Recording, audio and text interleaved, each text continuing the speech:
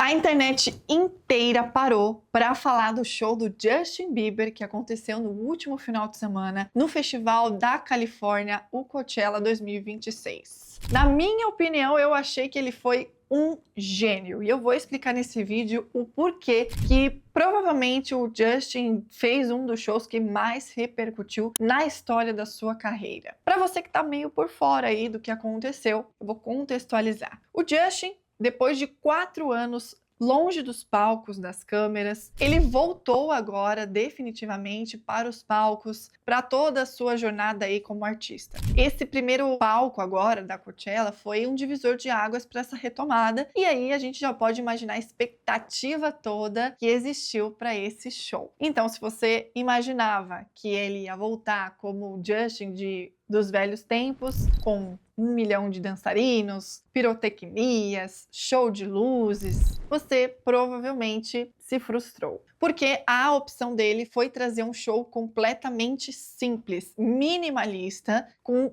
quase nada de produção. O que o Justin fez? Ele entrou no palco com apenas um MacBook na mão, sentou numa cadeira e numa mesa e reproduziu do seu canal do YouTube alguns singles antigos que ele mesmo cantou e criou. Já conseguiu imaginar essa cena?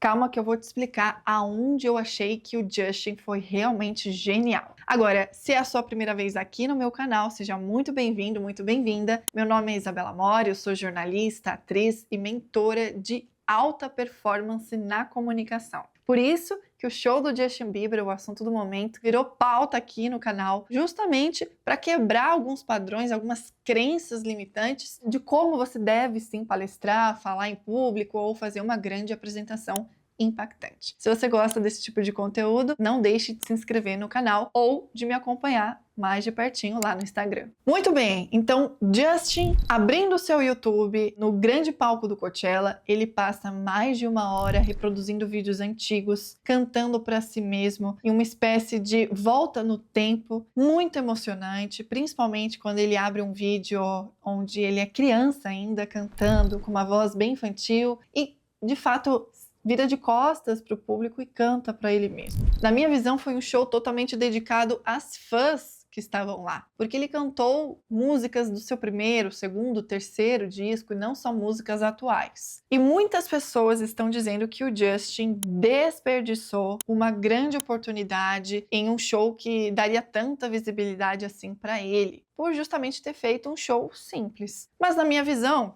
como uma especialista em alta performance, a mensagem e o que simboliza uma apresentação é muito mais importante do que uma superprodução. Então, quando o Justin opta por cantar, por fazer essa retomada, esse flashback, por retomar suas origens, por mostrar quem ele foi no passado, essa trajetória, ele foi mostrando clipes cada vez mais atuais, então foi mostrando o crescimento dele como uma linha do tempo. Isso mostra algo muito maior, isso mostra um renascimento, uma retomada, um momento de reflexão. O que será que passou pela cabeça dele nesses 4 anos que ele ficou mais afastado? Então é um show que impacta muita gente, porque o que era esperado, como eu disse, era um show totalmente produzido e ele sustenta no mínimo recurso. E isso somente os bons artistas são capazes de fazer e têm coragem de fazer. Apresentações, por exemplo, os próprios atores, companhias teatrais, até mesmo grupos de cinema com pouco orçamento, com poucos recursos, que conseguem fazer grandes produções. É porque eles são muito bons no que eles fazem. Então, eu como atriz, eu me lembro muito bem, antes de uma peça ser montada, de uma grande apresentação acontecer, um ator começa criando um personagem de uma roupa preta, do zero. Então, é muito importante dizer que quando a gente fala de performance, o menos muitas vezes é mais. As pessoas se confundem com os excessos, acham que vão impactar, que vão fazer uma grande apresentação se elas colocarem tudo. E o tudo pode gerar ruído na comunicação, pode enfraquecer uma ideia principal. Então, quando você é intencional, quando você é verdadeiro, quando você transmite ali a sua verdade, a sua presença, isso sim é tocante. Isso sim é realmente original. Foi isso que Justin Bieber fez no último show. Aqui tem umas imagens para você conferir um pouco do show, como as fãs se emocionaram, como ele performa com a sua voz, com a sua interpretação em cada música, com o seu corpo. Ele sempre dançou também.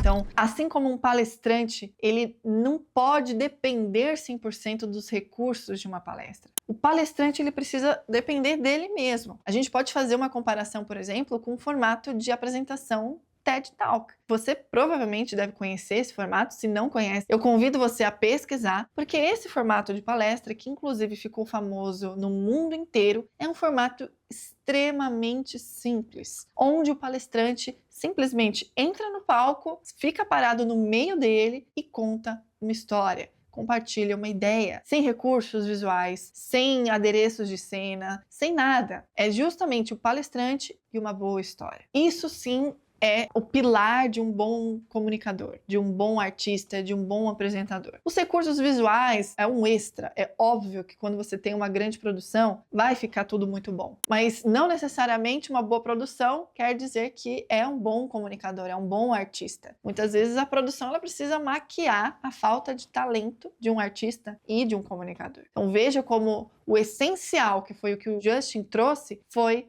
o que chamou tanta atenção, na minha visão, e mostrou a capacidade dele como cantor. Bom, e agora eu quero saber qual é a sua visão do show mais caro da história do festival. Um show de cachê de 10 milhões de dólares. Coloca aqui nos comentários qual foi a sua visão sobre o show do Justin Bieber. E se você gostou desse vídeo e quer saber mais ainda sobre performance na comunicação, sobre como transmitir mais autoridade, respeito, ter uma comunicação mais segura, eu vou te convidar para conferir o vídeo em que eu analiso a comunicação de Thomas Shelby, um dos maiores vilões da história aí do cinema. Nós estamos falando de Peaky Blinders. Eu tenho certeza que você vai adorar. Então, não deixe de conferir.